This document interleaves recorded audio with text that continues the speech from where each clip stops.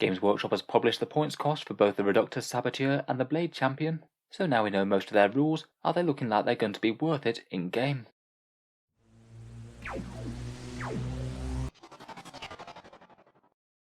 Hello and welcome back to Auspex Tactics, where today we've got some more details on these powerful new characters from Shadowthrone. We now know how much it's going to cost to include your Reductus Saboteurs and your Blade Champions in your Custodes and Genestealer cult armies. Let's talk about them one after the other. We'll start with the Blade Champion and then go on to the Saboteur. So as we know already, the Shadowthrone box goes for pre-order this weekend. If you'd like to see a bit more about the box and its contents, I have made an entire video breaking down the cost of it. That was released a couple of days back. It was initially planned to come out alongside the Genestealer Cults and Custodes Codexes, but seeing as those have been pushed back a bit but we still get the new models early, Games Workshop have published the points cost for these two character miniatures, so anyone who picks up the box can just start to use it from the get-go. Hopefully we'll be able to get a bit more final confirmation on all the datasheets in the next few days, but already Games Workshop has basically shown off almost every single stat for these models, so we've got a pretty good idea about how they're going to work in-game. What remains to be seen is if there's any surprise changes on the datasheets or special rules that they haven't talked about, and the rules that are available in the Genestealer Cult and Custodes Codexes. In particular, there could be some warlord traits, relics, or stratagems that really make these guys go to the next level. I think Games Workshop does have a bit of a habit of making a really quite good relic for their new character releases, perhaps just to aim to incentivize some sales. The Adeptus Custodes Marshal certainly comes to mind there. After all, why wouldn't you be able to get reroll ones to hit and wound out of one very cheap character? In any case, even though we don't know the buffs and synergies for these guys, we still know most of their damage stats and abilities, and a few educated guesses can fill in a lot of the rest.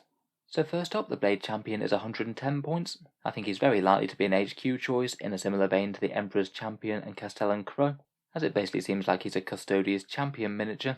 Games Workshop seem to have a very similar pattern of rules that they hand out to their champions these days, things like a 6-inch heroic intervention, fights first, and usually some sort of defensive buff when they're in combat. It's not impossible that he could be elites in a similar vein to the Space Marine Company champion, but if I had to gamble, I'd put my money on HQ. One of the other previews has kind of confirmed Custodes remaining strength 5, and the preview before said that he's going to be 6 attacks base, and they can be done of 1 of 3 different profiles, either strength +2, AP -4 and damage 2. That's the anti-vehicle and monster one, and you get the added bonus of auto-wounding them on a 4+ to hit. There's the Hurricane's anti-horde one, where you get double the attacks, but you only go down to AP -1 and damage 1. Still great if you're fighting a whole load of orcs or low save hordes, and maybe if you're using that Dactyri Martial Qatar, you could even have 14 attacks out of this. Then we've got the anti-character one, so strength 6, AP -4, damage 3, and he gets to reroll wound rolls against characters. That'll make very short work of anything that doesn't have an invul save, but even if you do, your damage is still going to be very acceptable. Unless he's got anything else that he does, then that averages around about 6 dead guardsmen, 3 or 4 dead space marines, 6 wounds to a space marine captain, or about 8 wounds to a toughness 7 vehicle. These multiple profiles are really quite nice for a big melee bruiser like him. Slow moving combat units kind of need to be effective against literally anything that they can get their hands on, and it does look like he achieves that.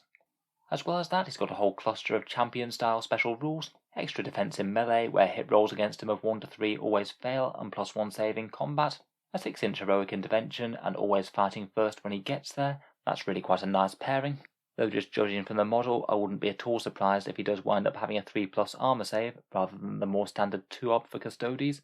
It does look like he's clad in the Venatari style armor rather than the big heavy plate armor, and as a champion as opposed to a captain, I strongly suspect that he's not going to have any sort of reroll auras like the captain does, and I think it is going to be a bit of a decision whether you weigh up all this extra melee power or just have the reroll aura and give your captain some sort of fighty relic to make him fight. Generally speaking, these combat focused characters do need to be quite points efficient if they are going to outcompete things with buffs. If points values stay similar, it looks like he'd be a very similar cost to a shield captain, and if there's some nice relic options for the swords, axes or spears, his combat prowess still might not be all that great. Overall, I'm thinking that he's looking interesting, but I'm not 100% convinced he's going to outcompete shield captains just yet.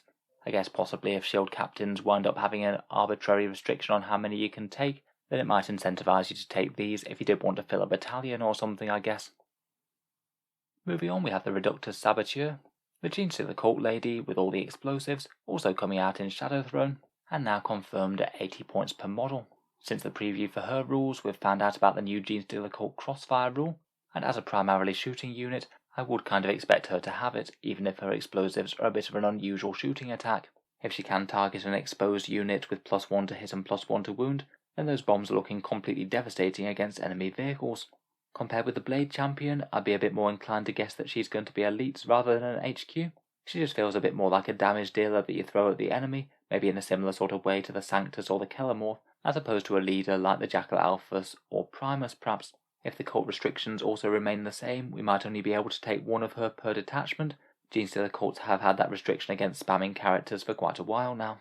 From the other preview, I did suspect that she's also going to be quite point sensitive as a damage dealer unit. Her remote explosives are 24-inch range, assault D3, strength 8, AP-3 and damage 1, though she's really quite an anti-vehicle specialist. They go all the way up to damage 3 against vehicles or monsters.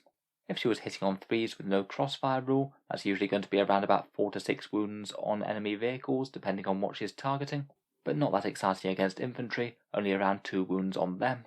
Even if her damage output isn't over the top though, she's still potentially interesting as a character that could potentially shoot but not be shot.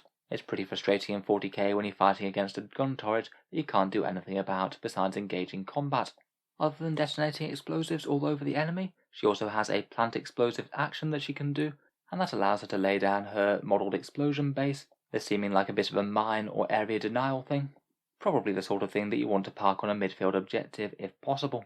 She has to do an action to plant it, which might mean giving up the shooting, which wouldn't be ideal, but once it's down it sounds like it remains on the battlefield, and the first time that enemies move within range of it, you roll a dice for each model that finishes its move there. On a 4+, that model takes 1 mortal wound, but that goes up massively on vehicles to a 2+ to take 4 mortal wounds. Certainly if you're a Dreadnought or Dreadknight or something trying to come for a midfield objective, this Saboteur lady's bomb is going to make you pay a hefty price for it. Will be interesting to see the full clarifications on the rules and the action. If it's something that she can do while shooting, then it's great. If she has to sacrifice her attack for it, it's maybe a bit less so, particularly if she maybe has to put herself in harm's way, somewhere where the enemy will be shortly, and she really doesn't want to get caught in combat.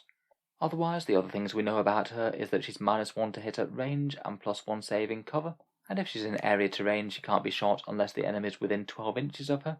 I do wonder if any of those rules might be a bit more generalised to all the Genestealer cult's characters. They do have quite a lot of them, and they do quite enjoy their lurking in the shadows. Particularly the not being shot outside of 12 inches thing is a really interesting rule. It could allow her to still shoot without being shot even if her bodyguards get gunned down, and potentially could be interesting for holding an objective if she can both be on area terrain and also on an objective marker. You wouldn't even be able to target her with ignored line of sight weaponry, things like Hive Guard or those squig buggies. In any case, she's certainly looking interesting for 80 points. Again, I'm not immediately convinced that she's auto-include levels of good at this point, but at the moment could be a fun choice. If you're fighting vehicles, maybe make the most out of her damage dealing things.